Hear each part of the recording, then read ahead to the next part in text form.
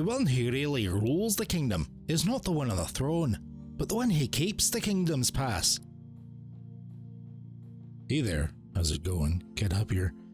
Unlike some of the other races, dwarves are very similar in style and society to most of the other standard campaign settings, but they do have an interesting history in Eberron that I'd like to delve into. Thousands of years ago in ancient times, it is said that the dwarves lived in a primitive barbarian state on the northern icy continent of Frostfell, a continent that's actually quite sizable despite the fact that so little is known about it. Most likely they lived more on the large islands closer to Khorvaire, as the majority of the actual continent is harshly inhospitable to life. Like the current state of my driveway, it really needs to be shoveled, but I'm feeling real lazy right now. It's flippin' cold out there. The dwarves' existence on Frostfell would have been one of brutality, always bordering on extinction. There isn't much life in Frostfell, but what life does exist is something you'd find straight out of a Viking metal song. I also found notes for not just one, but two of the fiendish overlords being trapped beneath the ice of this continent, Levistus and Dralkatur. Whether these are one and the same or actually two separate sources of evil, I'm not kind of sure. It's sort of muddled, although Levistus has been referenced as he and Dralkatur has been referenced as she, and some of their details don't really overlap that well. It is possible they're two full-fledged fiendish overlords trapped beneath the ice of the dwarves' original homeland. Needless to say, most of the dwarves decided it was time to GTFO. A small band of dwarves stayed behind and have evolved over time to be what is known as the Glacier Dwarves. Dwarves that have learned how to control ice and snow and even forged to create weapons and armor as hard or harder than steel.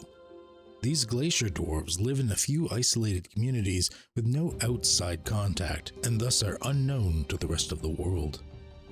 The dwarves that the world does know about are the ones that emigrated from Frostfell.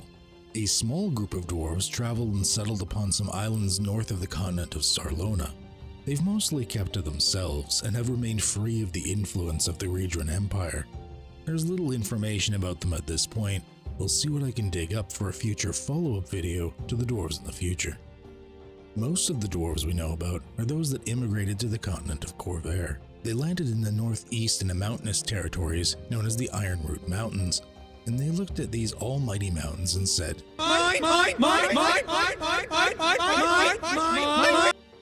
When they landed there, the local orc clans of Jarashtar said, Hellsna, who was here first? What ensued was a conflict so drenched in testosterone, it's believed the very air could grow a beard, and the trees would grow chicken wings covered in creatine. It's a conflict that continues to this day, the details of which I will mansplain to you later. The dwarves spread throughout all of the mountains that are in what is known as the Mror Holds, because more wealth it holds, the better. Get it? The more wealth. You suck! I'm sorry. The dwarves dug deep, very deep, and for anyone that knows anything about the world of Eberron, that's not so good. Although the details aren't very clear, there was some sort of uprising at the time against the High Lords of the Dwarves, Lord Kodran and Mror. The 12 leaders of this uprising and their supporters were exiled to live closer to the surface. The gates behind them were sealed, and the 12 groups became the 12 Knights of Christmas. The clans of dwarves. The clans all bickered and feuded in an attempt to prove which were the greatest, even going so far as to carve the side of one of the mountains into a giant replica of the face of Lord Mror. Grudges from these clan feuds last even to this day. During this time, humans had arrived to Khorvaire and spread across the continent, conquering it and creating the kingdom of Galifar. Because of their hard-to-reach and isolated nature, the mountains of the Mror Holds were largely ignored, at least at first. During this time, one of the sons of King Galifar I, named Karrn, learned of the wealth and treasures of the dwarves, and with the blessings of King Galifar, Karrn created a campaign to raid and conquer the dwarven clans. The clans were still separated by their feuding, and as a result were easily taken and added to the territories of Karrnath. The now subjugated dwarven people, although still holding ancient grudges, were united as a single people under this rule in this new expansive kingdom. During their time in the kingdom of Galifar, The united dwarves were able to break the seals to their ancient dwarven homes, the areas that have not been seen for thousands of years. What the dwarves had found was both sad and horrifying. The ancient dwarven kingdom of Mror had delved too deep and found themselves in a war against the eldritch Lovecraftian nightmares of the Dale Keir, a war which they lost. Although there were still some dwarven explorers that seek to reclaim some of their lost ancient treasures and homes, the cities of the old are corrupted and mostly beyond reach. The clans were good on their words and stayed true to their fealty to Kingdom of Galifar for every ruler at that point on. Not that they really had a choice.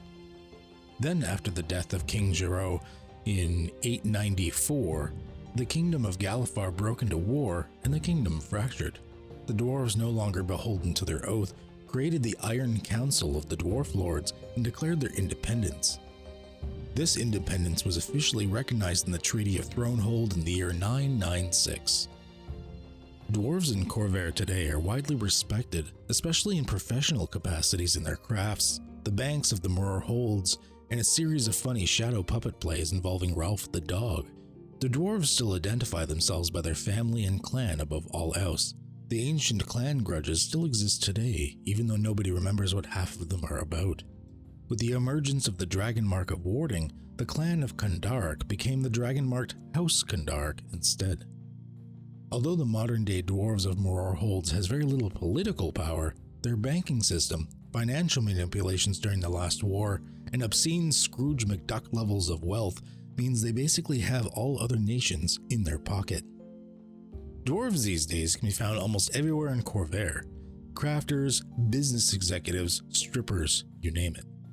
There's more I could say on dwarves, and probably even go into detail over the individual clans, but I don't want these videos to go on too long. So I'll keep this here for now, very brief, and I'll make a part 2 in the future, maybe even 3. So I hope you learned a little about dwarves for your Eberron campaign setting. Have a good one, eh?